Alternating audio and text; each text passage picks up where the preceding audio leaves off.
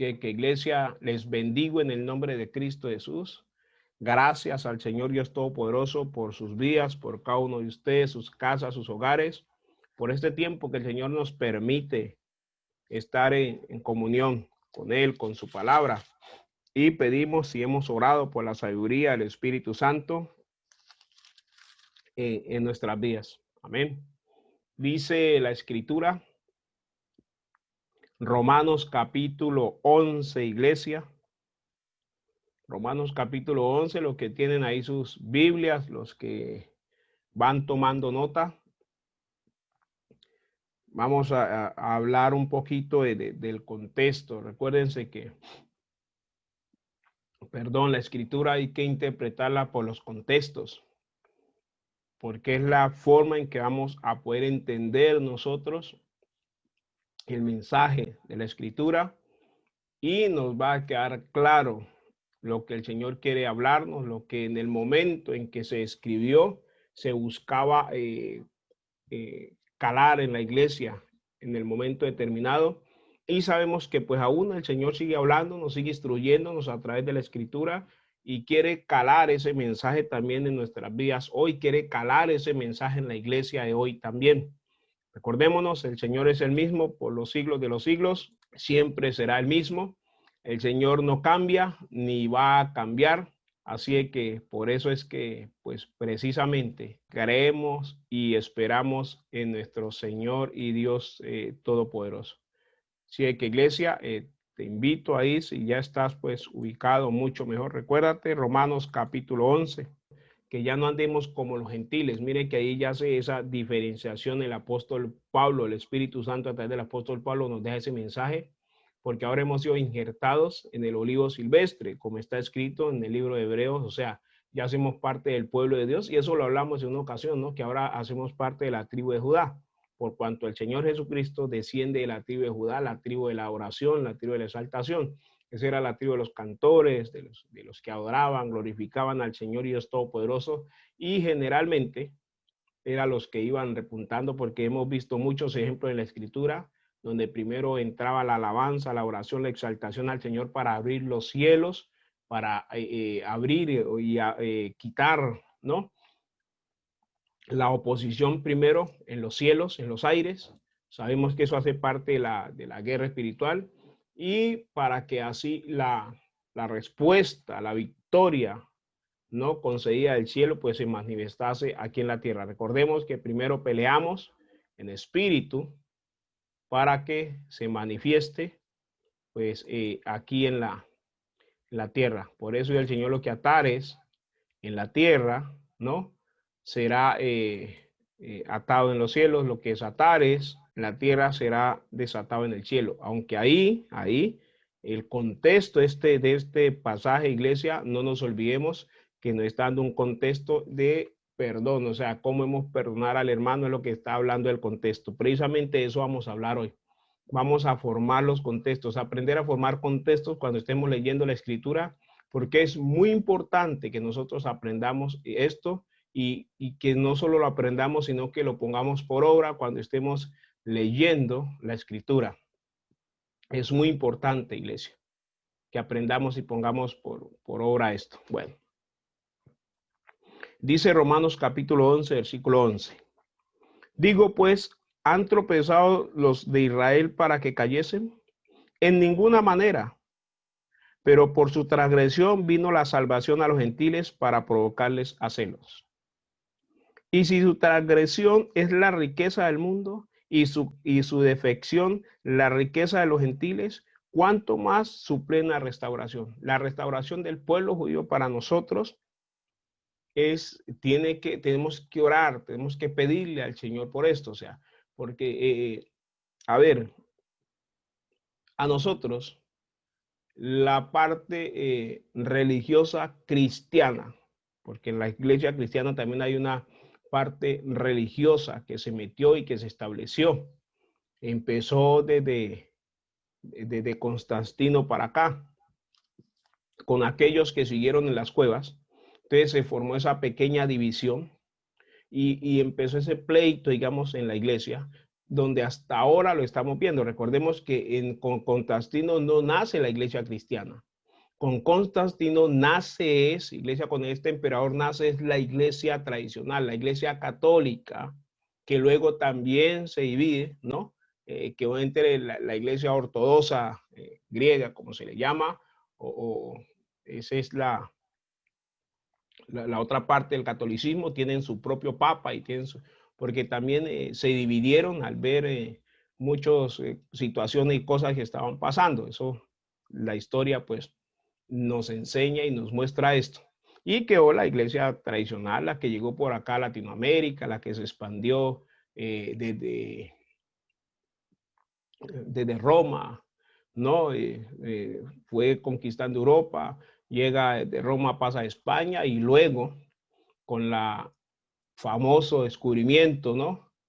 De América, con la conquista, con la barbarie de la conquista del territorio americano, pues entra también lo que es con fuerza la Iglesia Católica imponiendo, ¿no?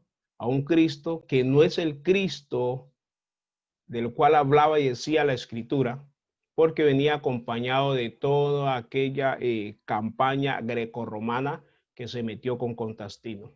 Entonces siempre, te digo esto porque aquí siempre el Señor va a querer tener un remanente, va a querer tener un pueblo que se dispone a guardar la doctrina lo más pura, ¿no? Lo más directo del espíritu al hombre posible. A eso es que tenemos que apuntarle nosotros. Y para esto, precisamente, tenemos que ser unos estudiosos, lectores, juiciosos, escudriñadores de la Escritura, como dice Juan capítulo 5, versículo 39. Entonces, en el capítulo 11 de aquí en Romanos, precisamente está el título, el remanente de Israel. Un remanente es una porción o es un grupo pequeño, digámoslo así, que el Señor siempre dejó, ¿no? Cuando su pueblo se desbandó tras del pecado, tras de la iniquidad, tras de la idolatría, que fue el pecado más recurrente siempre en el pueblo de Israel. Lo vemos desde Génesis capítulo 32, cuando el Señor los saca de la esclavitud, ¿no? De Egipto. Y estando ahí, Moisés va por las tablas de la ley.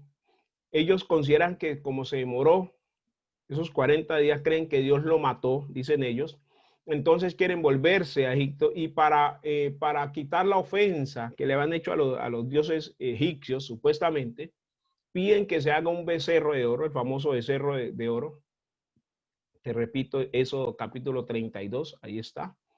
En ese famoso becerro de oro, para que orarle o rezarle mejor a los dioses egipcios para que les permitan, les perdonen y les permita volver nuevamente a Egipto a la esclavitud. Eso es el trabajo de la idolatría. La idolatría es lo que mantiene cautivo, preso, oprimido al pueblo. Por eso el Señor precisamente ha luchado siempre con su pueblo por sacarlo. Y esa es una de las, digamos, de los pecados con los cuales el Señor más luchó, pero que también más le enojó siempre de su pueblo. ¿Qué pasa después con esta situación, con ellos? Igual que siempre en Israel hay una parte que era guardadora juiciosa, otra que se desbandaba, otra que hacía diferentes pactos, ¿no? Con ídolos y toda esa situación. Entonces, el Señor se guarda este remanente para que ese remanente sea el guardián, guarda de la palabra, de la sana doctrina como conocemos, y a través de ellos se siga predicando conforme la voluntad del Señor su palabra. ¿Qué sucede luego? Cuando llega, aparece en escena Cristo, se manifiesta, como sabemos, sufre el Calvario, muere en el madero, pero resucita. Viene el Espíritu Santo, Hechos capítulo 2 sobre la iglesia. Se establece la iglesia como tal. La iglesia camina en pos de esa doctrina sana que aprendió directamente del Señor Jesucristo. Llega a Roma el evangelio. Como Roma es la potencia de la época, recordemos que Roma precisamente tenía esclavizado o era la nación a la cual había sido entregado Israel. Entonces Roma viene con el helenismo y con todas estas políticas, ¿no? No solo religiosas, sino educativas, llega forjando, llega más bien forzando, ¿no?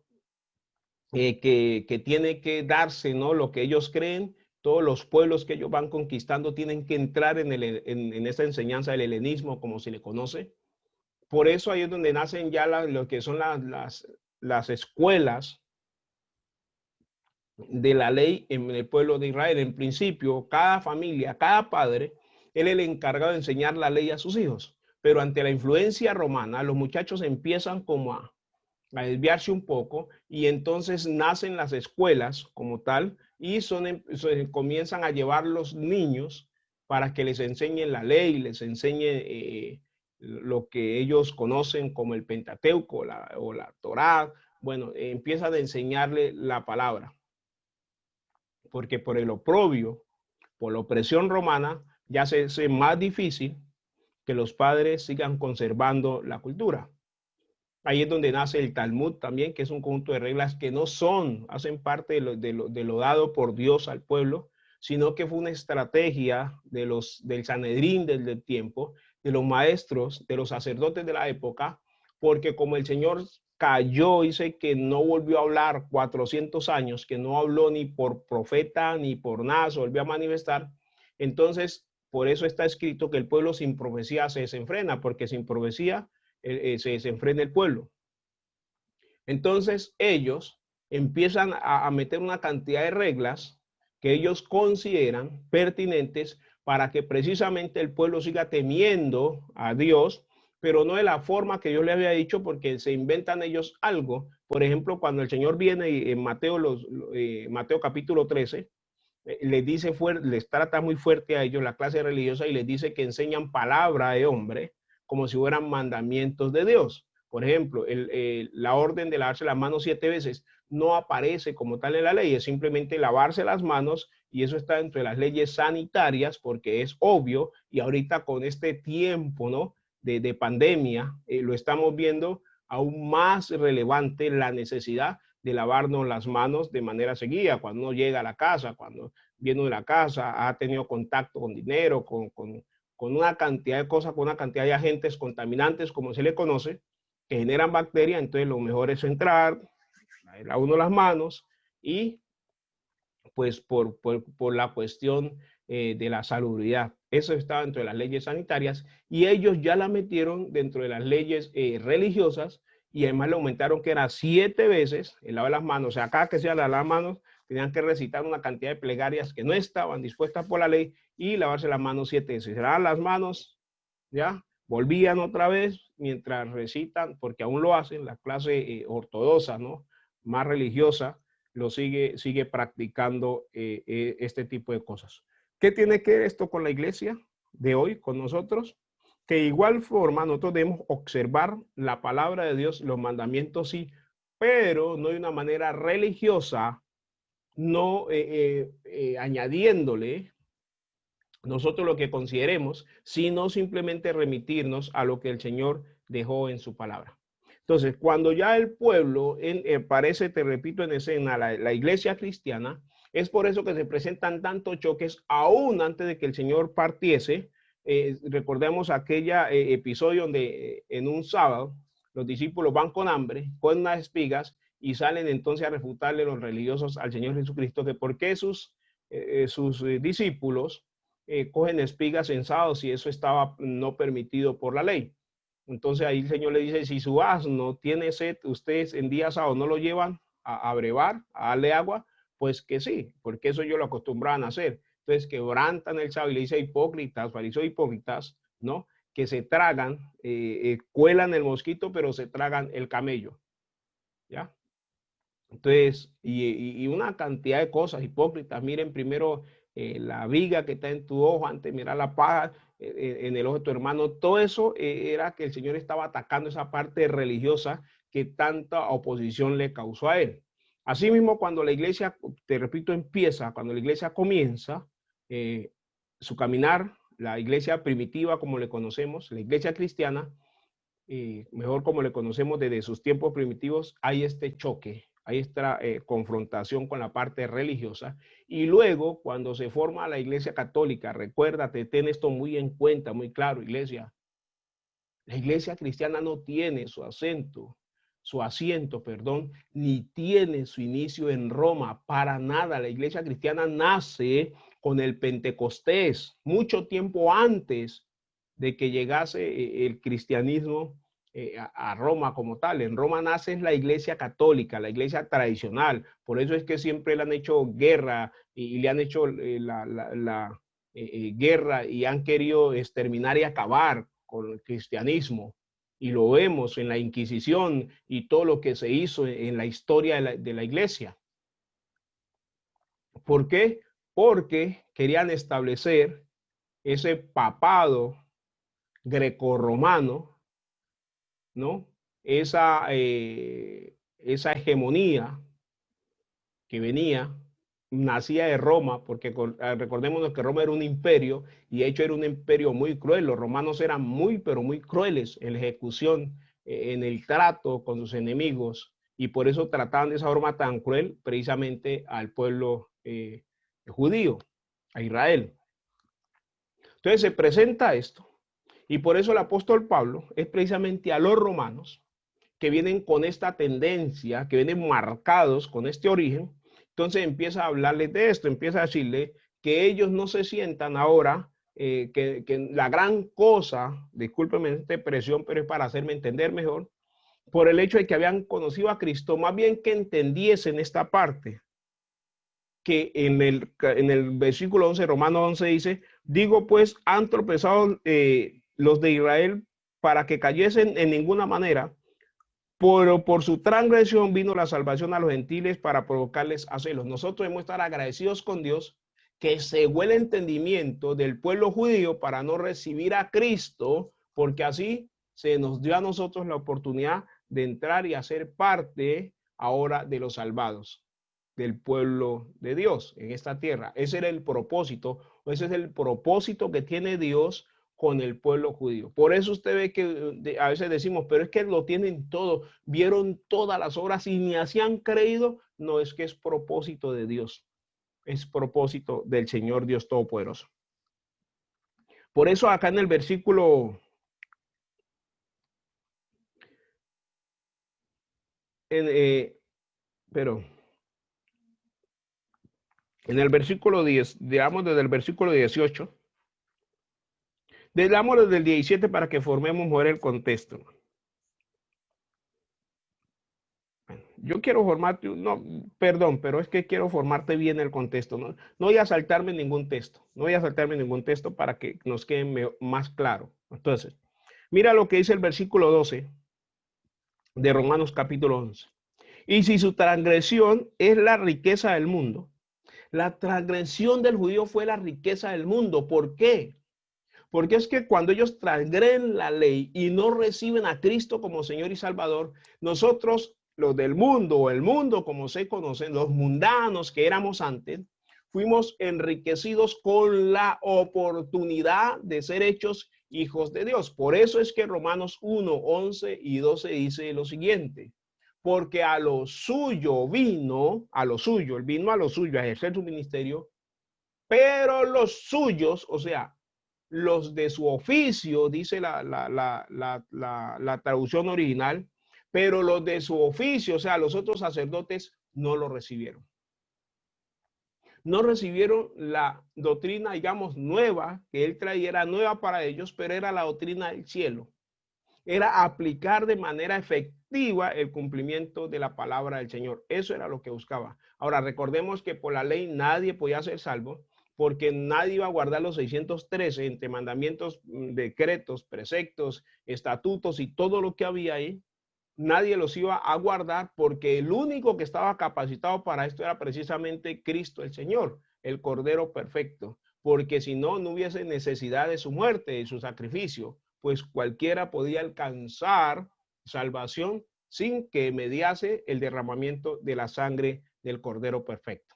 Entonces, esto hacía parte del Señor. La ley es un plan del Señor que de salvación para toda la humanidad. Era necesario que ellos rechazaran a Cristo para que pudiese llegarnos a nosotros la salvación. Entonces, versículo 13. Porque a vosotros hablo, gentiles, por cuanto yo soy apóstol a los gentiles, honro mi ministerio. Honro mi ministerio. Estos días hablamos de honrar el ministerio, lo que es la honra del ministerio, porque esto es algo muy bonito. Pero el apóstol Pablo dice, honro mi ministerio yendo a los gentiles, aunque él era judío, porque el apóstol Pablo, como los demás apóstoles, eran judíos. Entonces dice, honro mi ministerio. Por si alguna manera pueda provocar a celos a los de mi sangre y hacer salvos a algunos de ellos. O sea, cuando el Señor hace esto, de provocar a celos a su pueblo, esto está en Ezequiel, en Jeremías y en Isaías, la mayoría de los profetas tocaron este tema, de que el Señor se iba a buscar otro remanente, alguien que no andaba preguntando por él, alguien a quien el Señor mismo se les iba a ofrecer para provocarlos a celos. O sea, ¿de qué forma? Es como aquellos niños, hemos visto todos los niños que tienen un juguete, se cansaron de jugar con él, ya no lo quieren, ni siquiera lo miran, pero cuando un niño se invitaba a la casa a ellos, y entra y le presenta y alguien le dice, vea, juegue con esto porque el niño de pronto está por ahí, está inquieto, entonces juegue con esto inmediatamente. Ese juguete que el niño había despreciado viene a ser su más preciado juguete, viene a ser el juguete preferido, aunque antes no lo miraba. Esto era lo que el Señor buscó hacer con el pueblo, que al ver que habían otros que supuestamente no tenían entrada ni cabida, ¿no?, al pueblo, cuando el Señor se llama a otros, inmediatamente eso despierta el celo y despierta en ellos también esa necesidad entonces de acercarse nuevamente al Señor. Y eso lo logró el Señor con la iglesia primitiva. Muchos se acercaron nuevamente al Señor y Dios Todopoderoso, dejando a un lado la religiosidad, dejando a un lado todo aquello que habían puesto como leyes humanas y volviéndose buscando a la pura verdad la relación con el Señor. Ahí hay una, por eso es que hay un grupo,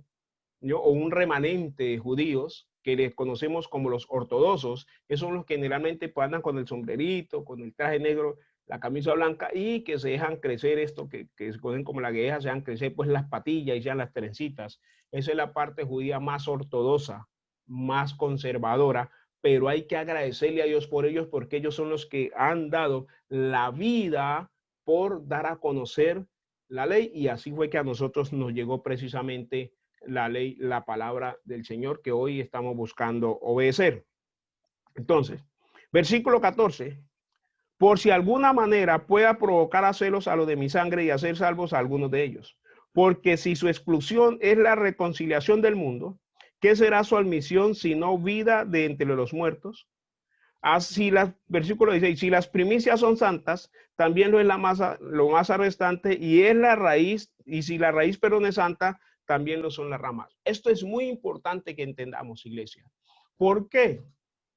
Porque se levantó un movimiento, el tiempo pasa rapidísimo, se levantó un movimiento hace mucho tiempo, y no te estoy hablando del movimiento de la gracia, los salvos siempre salvos, sino que antes se levantó un movimiento que nos hizo entender y quiso meternos a nosotros, al pueblo, a la iglesia, que todo lo judío es malo y que todo lo judío entonces es esa parte religiosa y que teníamos que por lo tanto despreciar y no prestar atención a esto. No hay cosa, y eso es muy equivocado y muy errado ese pensamiento. Ahora, no estamos nosotros para guardar los preceptos de la ley, del no coma, el no toque, no se trata de eso. Esa no es la idea.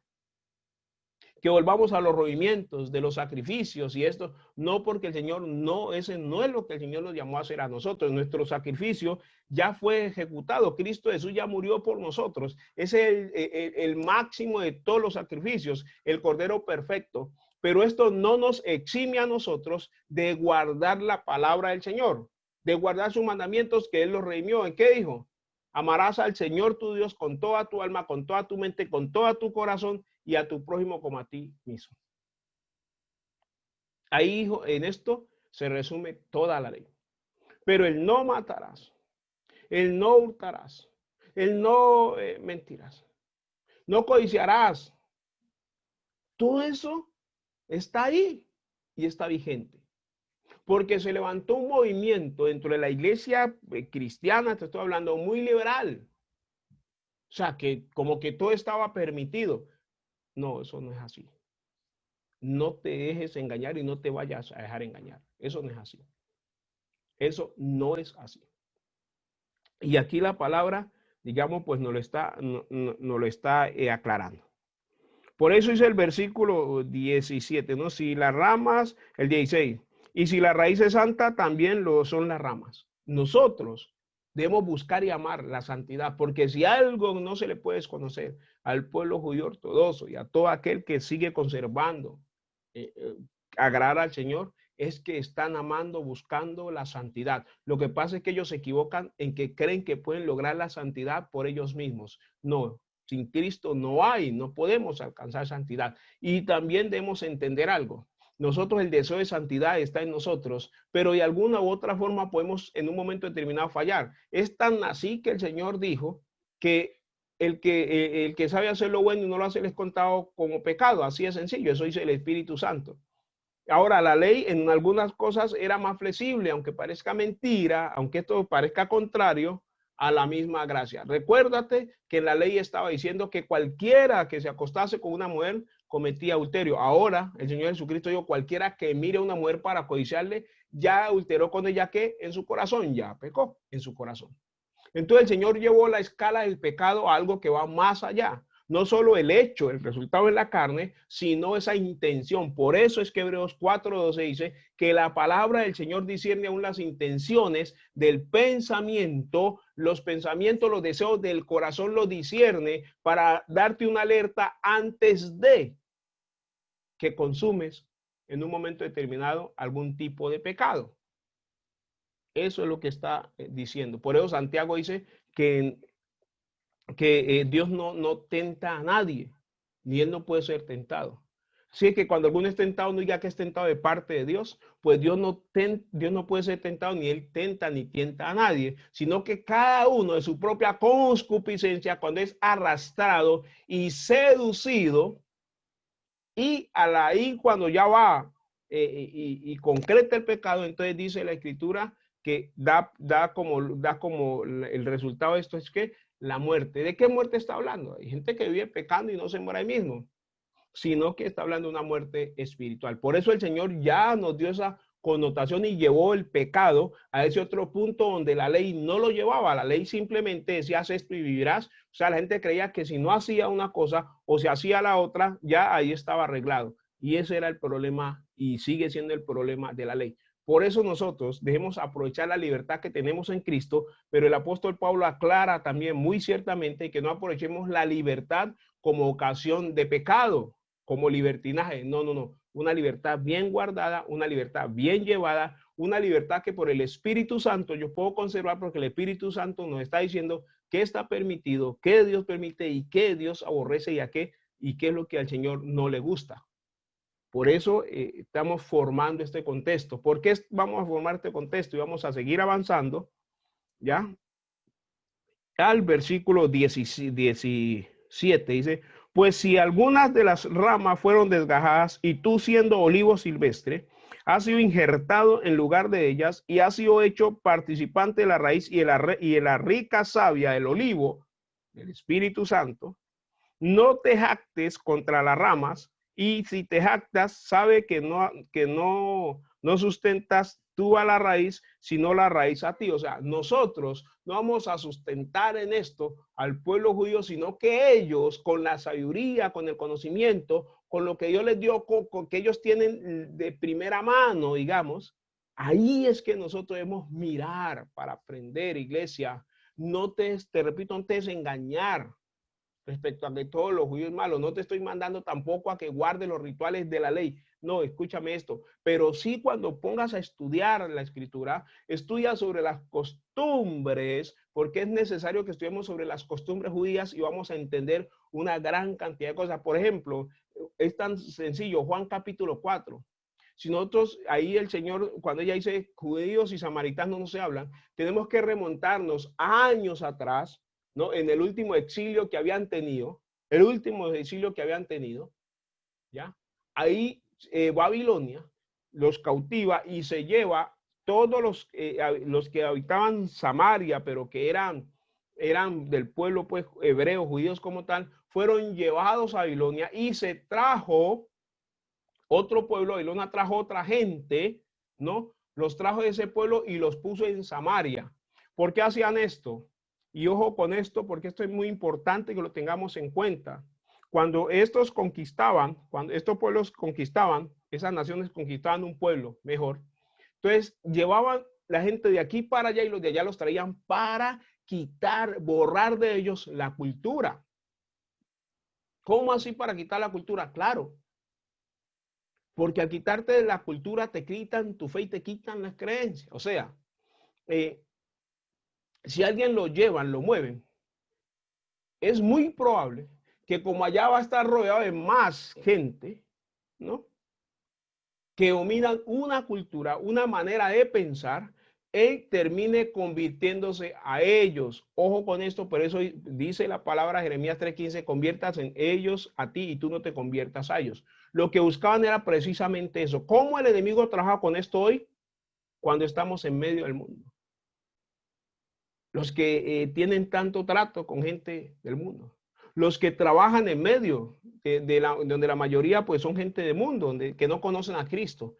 Hay que tener mucho cuidado con esas situaciones porque eso, si no nos cuidamos, si no somos diligentes en eso, terminamos dejándonos arrastrar por ellos. Terminamos dejándonos llevar por ellos y terminamos haciendo lo mismo que ellos hacen. Mucho cuidado con esto. Hay que ser cuidadosos con esta parte, iglesia. Entonces, versículo 18.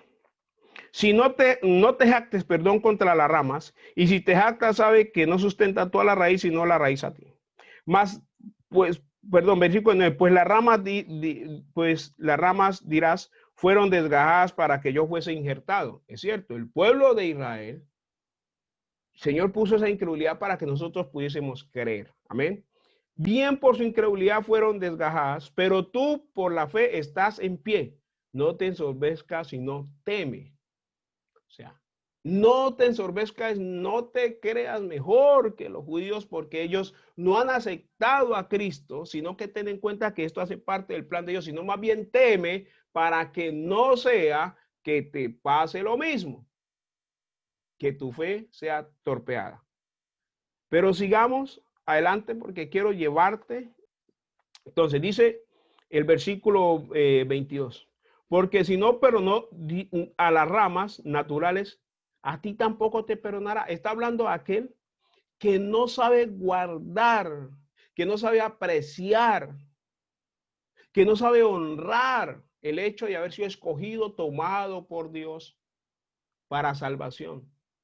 Eso es lo que está diciendo aquí. Hebreos 10:25.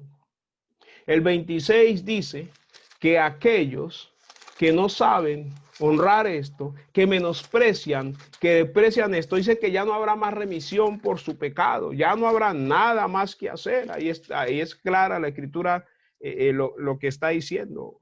Ahí lo que está diciendo es aquel que no sabe, que no presta atención, que no sabe conservar, guardar esta oportunidad que se le está dando, pues será grandemente turbado y perturbado. Eso es lo que está diciendo la escritura aquí. Dice el versículo 26. Porque si pecáramos voluntariamente, después de haber recibido el conocimiento de la verdad, ya no queda más sacrificio por los pecados, sino una horrenda expectación de juicio y de hervor de fuego que ha de devorar a los adversarios. El que viola la ley de Moisés por el testimonio de los 3 testigos muere irremisiblemente. Eso está en Deuteronomio 17. ¿Cuánto mayor castigo pensáis que merecerá el que pisoteare al Hijo de Dios y tuviere por inmunda la sangre del pacto en la cual fue santificado e hiciere afrenta al Espíritu de gracia? Mira lo que está diciendo.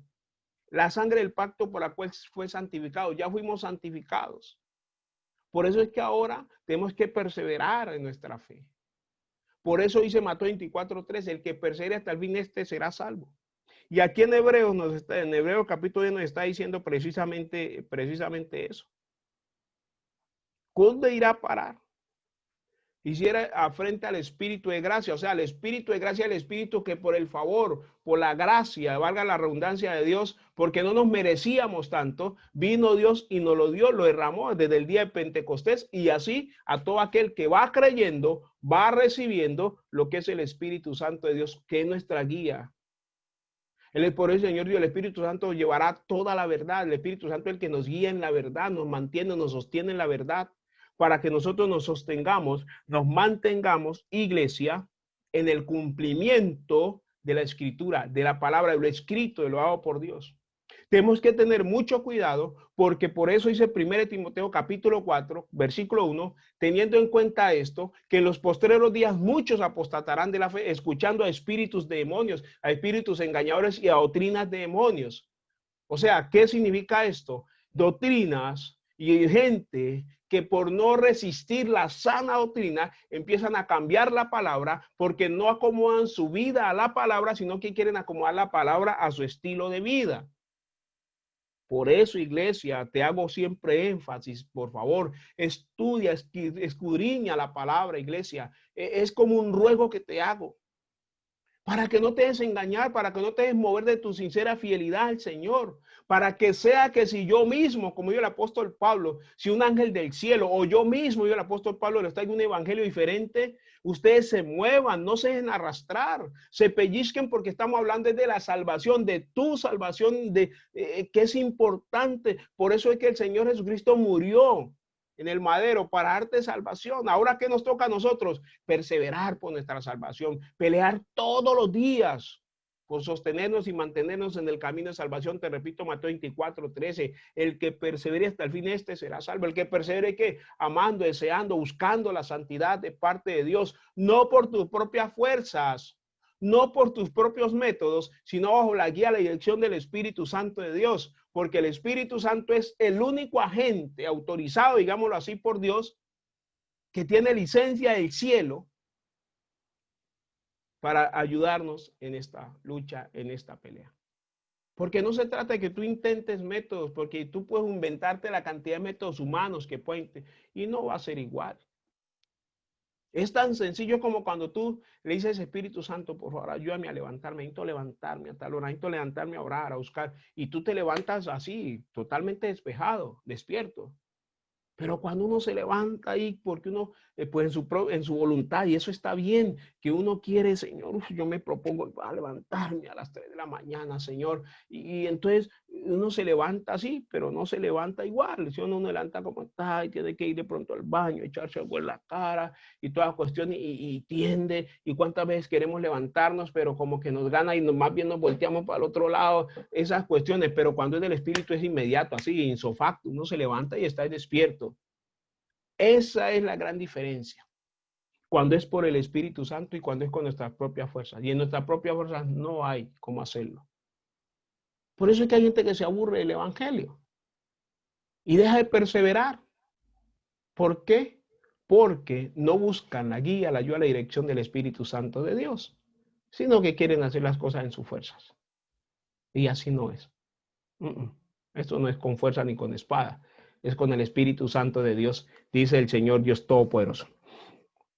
Pero avancemos, iglesia, por favor.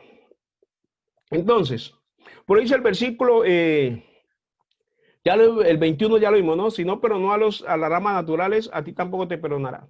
Mira pues la bondad y severidad de Dios. La severidad ciertamente para con los que cayeron, pero la bondad para contigo, pero hay una cláusula ahí. Por eso te digo, es tan hermoso cuando escudriñamos la Escritura. No cuando leemos por leer, cuando escudriñamos la Escritura. Mira cuánto tiempo llevamos, y eso que a empujones he podido adelantar algunos versículos.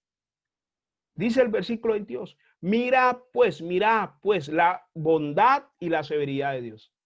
Bondad y severidad. Dios es bondadoso, pero es severo.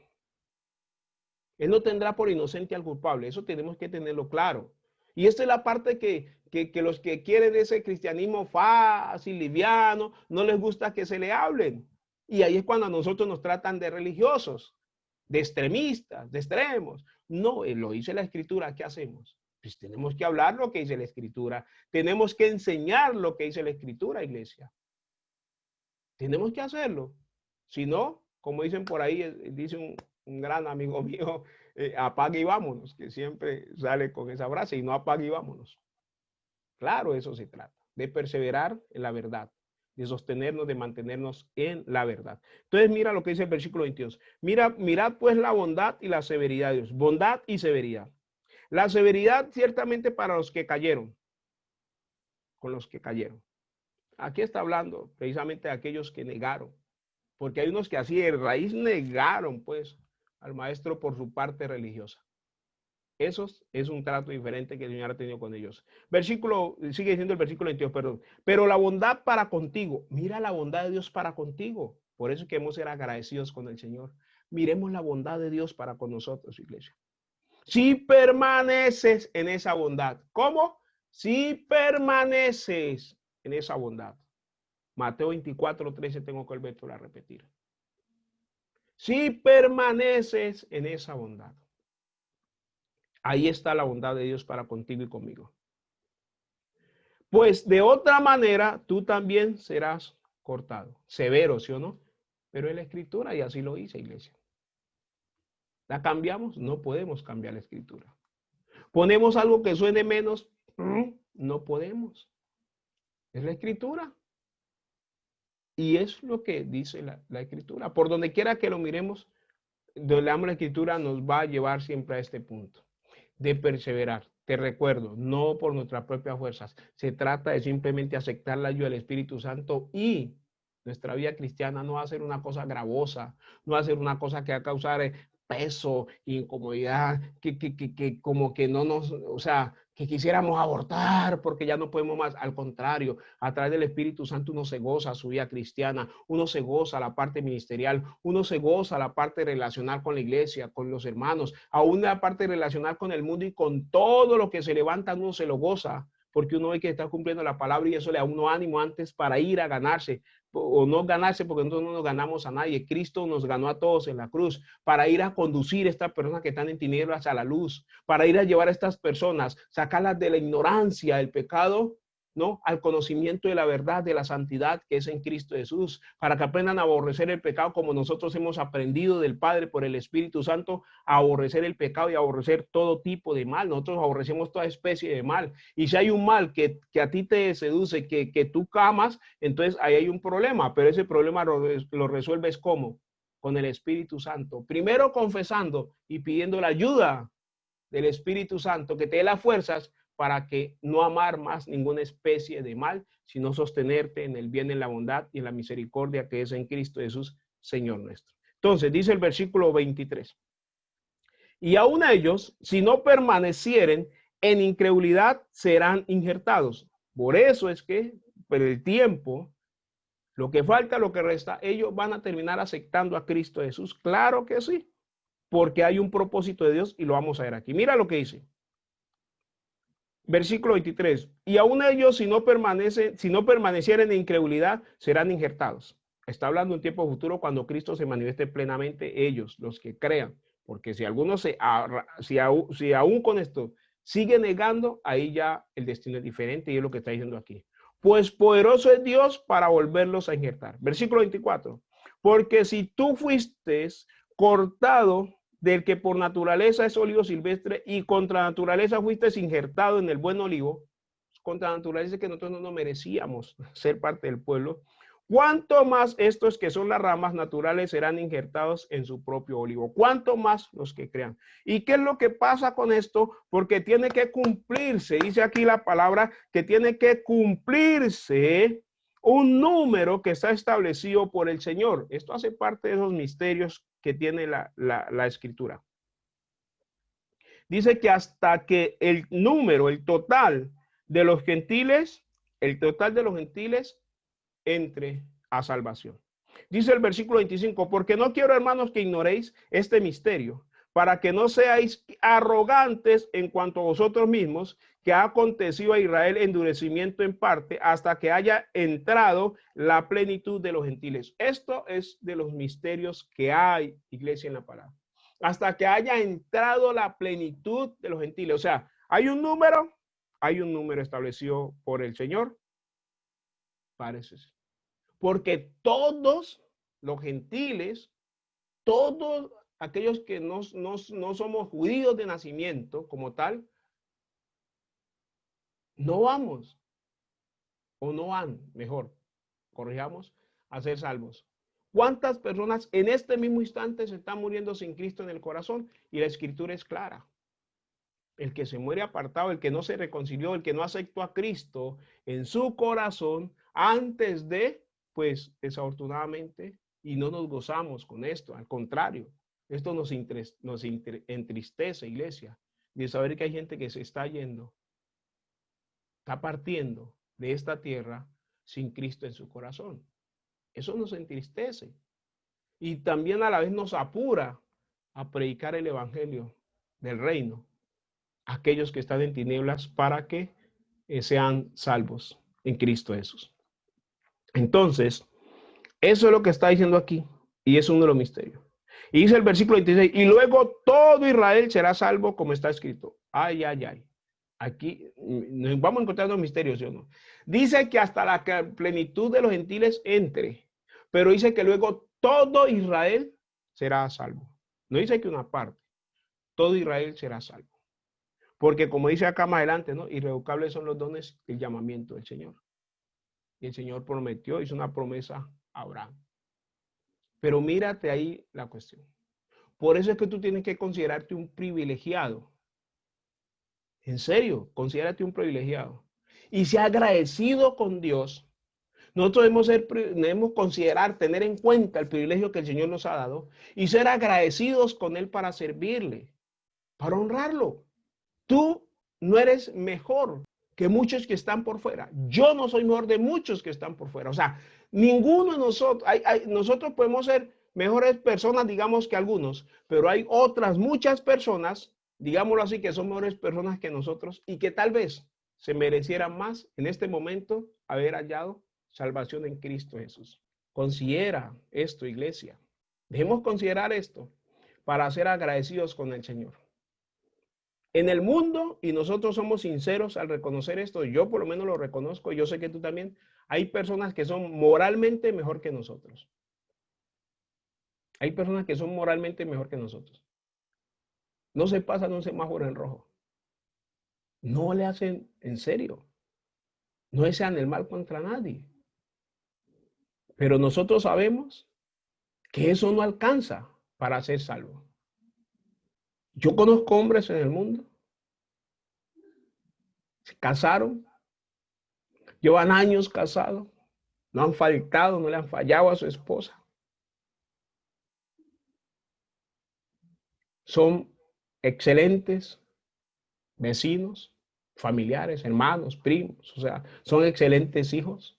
O sea, moralmente son mejores que muchos de nosotros, que muchos cristianos. Esa es una realidad a la cual estamos abocados y confrontados cada día. Pero nosotros sabemos que eso no les va a alcanzar.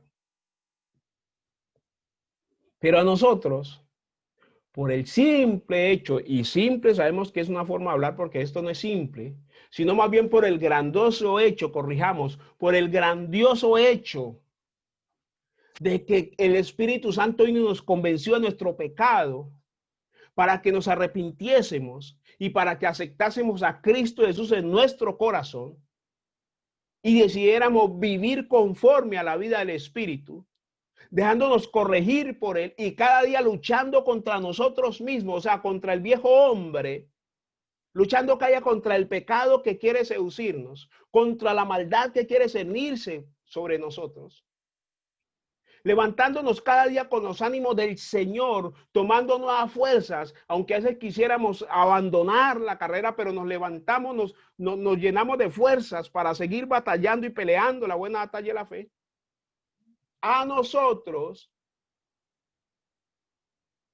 que siendo más pecadores que muchos otros, el Señor nos dio esta grandeza de salvación. Nosotros debemos estar agradecidos con el Señor, es lo que está diciendo aquí el apóstol Pablo. Que no tengamos por poco lo que hemos recibido de parte del Señor. Pues se cumplió en nosotros, Corintios 1:27, de lo vil, 1 Corintios 27, de lo vil, de lo menospreciado, de lo que no es. Escogió el Señor para hacer de nosotros lo que hoy somos, sus hijos, sus salvados, sus redimidos por la sangre de Cristo Jesús. Iglesia, ¿sí o no? Que eso hace que salte agradecimiento de nosotros.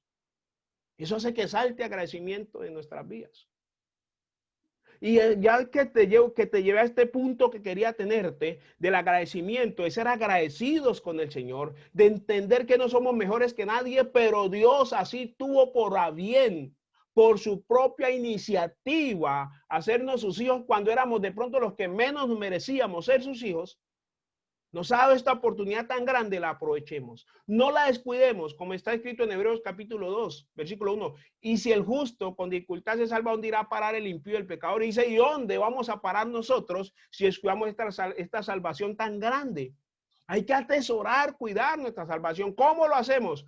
Amando al Señor. Sabemos que lo amamos porque Él nos amó primero, disponiéndonos a seguir su ejemplo, a seguir sus pisadas, disponiéndonos a dejarnos guiar por el Espíritu Santo, que es el que puede capacitarnos para nosotros poder cumplir lo que el Padre nos está exigiendo. ¿Qué es? Que le amemos a Él, que lo pongamos a Él primero en todas las cosas, que nos apartemos de la idolatría, de poner otras cosas por encima de Él, que sean espirituales, sean emocionales, sean sentimentales, sean materiales, sean físicas. Nada esté por encima de Él. Eso es todo lo que el Señor está pidiéndonos a nosotros. Amarás al Señor Dios sobre todas las cosas, con toda tu mente, con todo tu corazón y con todas tus fuerzas. Eso es lo que está pidiendo el Señor. Eso es lo que está pidiendo el Señor. Hijito, sobre toda cosa guardada, guarda tu corazón. ¿Sí o no? Guarda tu corazón. 4:23 Proverbios. Sobre toda cosa guardada, guarda tu corazón. Eso es lo que el Señor te pide. ¿Qué más nos pide el Señor? Amar misericordia, cumpliendo así su palabra. Entonces, ya con esto claro en nosotros, sabiendo cómo está aquí, que dice que entrará la plenitud de los gentiles, eso quiere decir que tú haces parte de ese remanente escogido por Dios en este tiempo, para hacer algo. ¿Qué es? Para dar a conocer su bondad, su grandeza, y para que nosotros demos a conocer a otros la grandeza del reino de los cielos, para que puedan también arrepentirse.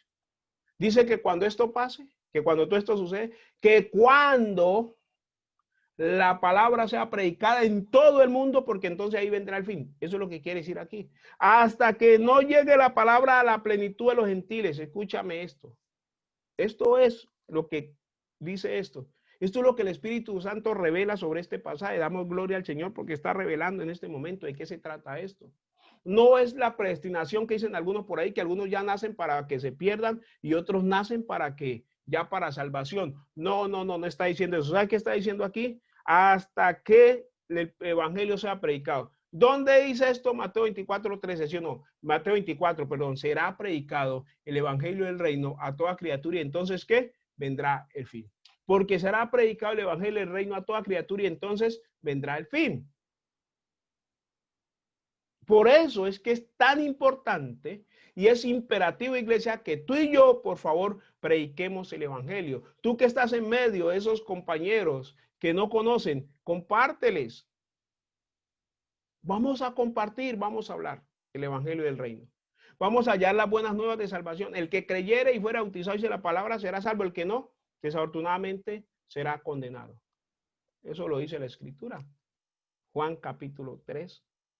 Y la luz vino al mundo, pero los hombres escogieron que más que las tinieblas. No vinieron a la luz para que sus obras no fueran ¿qué? Expuestas, no fueran reprendidas. Entonces amaron más las tinieblas, amaron la maldad, la iniquidad y esto ¿qué? Les sobrevino. Pero aquellos que amamos su presencia, aquellos que entendimos, que comprendimos, que por la gracia del Señor comprendimos y nos arrepentimos y le recibimos y pedimos perdón y entonces entramos en ese proceso de conversión, de cambio, o sea, de que Cristo se forme en nosotros, nosotros hemos heredado vida eterna y estamos en vida eterna. Y esta es la vida eterna, que te conozcan a ti, oh Padre, a Jesucristo, a quien has enviado. Pues nosotros hemos conocido al Padre y hemos conocido a Jesucristo, a quien Él envió a través del Espíritu Santo. Y eso nos estableció en vida eterna. Pero ¿qué hay que hacer? Hombre, cuidar esa vida eterna. Cuidar esa vida eterna. Hacer lo que el Padre nos está pidiendo, exigiendo que hagamos. Y ya estando establecidos ahí, entendemos mejor Romanos capítulo 12, que Romanos capítulo 12 que nos dice: así que, hermanos, os ruego por la misericordia de Dios que presentéis vuestros cuerpos en sacrificio vivo. Así que, hermanos, por eso quise, antes de partir, de llegar aquí, formarte el contexto. Recuerda que estamos aprendiendo a leer la escritura y estamos aprendiendo a interpretar la escritura. Por eso, así que, hermanos, así que, hermanos, ¿qué? ¿Dónde viene ese así? ¿Dónde nace ese así? ¿Qué es lo que quiere decir esto? Esto le da realce a tu escogencia y te hace amar y te hace más responsable con los dones, con los talentos que has recibido, y vas a querer usarlos más aún porque ya entiendes de ese privilegio que Dios te dio, de que no nos merecíamos nada y lo hemos obtenido todo por gracia. Efesios capítulo 2, 8. Por gracia sois salvos, y esto no es vosotros, pues la fe también es un don de Dios. Aún el Espíritu Santo nos dio la fe, la capacidad de creer. O sea que nada de lo que tenemos es nuestro. Por eso deberíamos todos de tener nosotros en claro que como nada de lo que tenemos es nuestro, que todo es por gracia de Dios, deberíamos tener todo siempre presente, deberíamos tener todo siempre presente, por favor, para entender y comprender que hemos de ser agradecidos con el Señor y Dios Todopoderoso.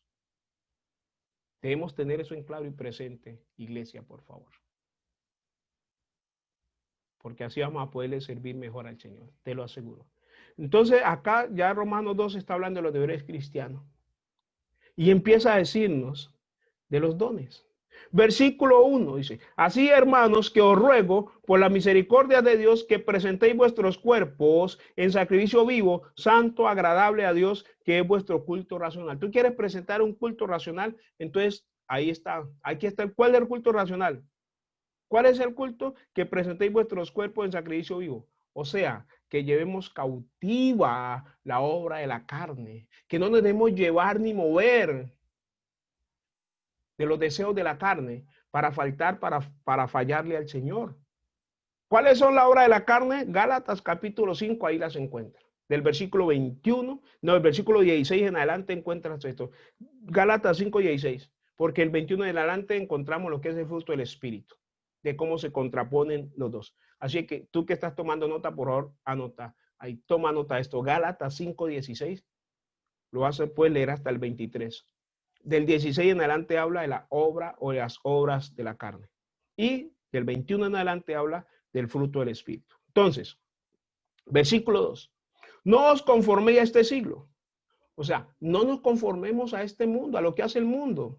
Nosotros somos diferentes, somos llamados para cosas diferentes, somos llamados para marcar diferencia. No conforméis a este siglo, sino transformados por medio de la renovación de vuestro entendimiento. Tienes que entender, yo tengo que entender que ya no soy la vieja criatura. Yo tengo que entender, iglesia, y tú debes entender que ya no perteneces al mundo, que ya no tienes por qué andar buscando las cosas del mundo, que ahora eres un ciudadano del reino de los cielos. Renovados en el entendimiento, o sea, entendamos, comprendamos esta gran verdad, y es sencilla a la vez que podemos entender que ya no es para estar en lo mismo, el mismo movimiento, en las mismas cosas, sino que más bien nos dejemos llevar de la mano del Espíritu Santo a tomar lo nuevo, lo de Dios, la gracia de Dios que se ha manifestado en nosotros. ¿Para qué? Para servirle, porque todo esto lleva al servicio al Señor. Mira lo que dice el versículo 3. Digo pues, por la gracia que me es dada, a cada cual que está entre vosotros, que no tenga más alto concepto del que he de tener, sino que piense de sí con cordura, conforme a la medida de fe que Dios repartió a cada uno. O sea, tú tienes una medida de fe, piensa con cordura, no es para que te enaltezcas, no, dice cada uno piense, no tenga más alto concepto. ¿Cuál es el concepto de que somos hijos de Dios?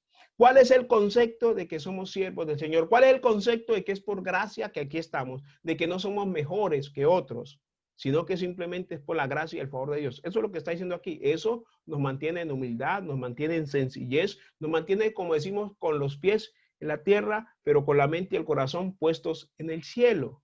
Y no nos vamos a creer mejor que nadie, pero tampoco nadie nos va a quitar el valor que tenemos en Cristo y por Cristo Jesús. Ese es tener un concepto claro. Yo no soy mejor que nadie, pero nadie tampoco puede ir a pisotearme, a hollarme, a hacerme sentir menos de lo que soy, porque yo soy un hijo de Dios y tengo la dignidad del cielo sobre mi vida. Amén. Eso es el concepto que debemos tener claro. No vamos a tener un concepto mucho más alto de nosotros, pero tampoco nos vamos a dejar arrastrar, como decimos por ahí, pues del enemigo y sus mentiras, a creernos de que no nos merecemos nada en el Señor, o que no nos merecemos nada y que entonces no somos merecedores o que no podemos alcanzar nada. Eso también es mentira. No me puedes ir tampoco a este extremo. Tenemos que mantenernos en el equilibrio de Dios. Versículo 4.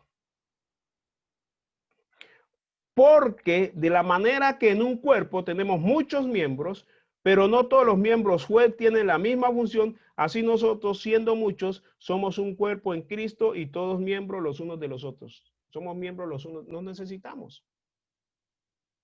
No necesitamos. Tú necesitas un pastor, yo necesito una congregación. No necesitamos. Tú necesitas que yo ore por ti, yo necesito que tú ores por mí. No necesitamos. Tú necesitas que yo te apoye, yo necesito que tú me apoyes. No necesitamos. Así es sencillo, así funciona. Tú tienes un ministerio, yo tengo otro. Yo no soy mejor que tú no eres menos que yo.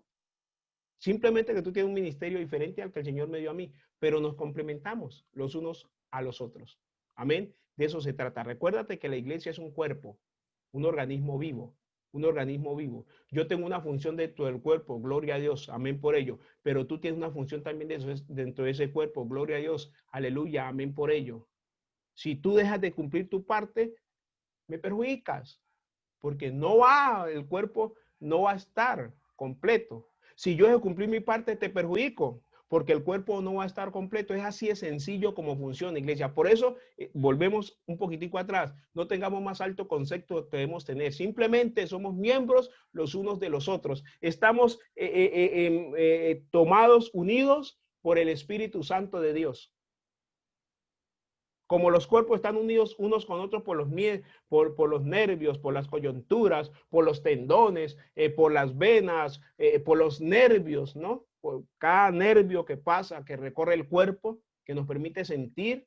Asimismo, iglesia, tú y yo somos simplemente parte de este glorioso y hermoso cuerpo que es la iglesia de Cristo. Amén. Somos la iglesia de Cristo. Eso somos en Cristo Jesús. Entonces, continuemos, ya vamos cerrando, iglesia.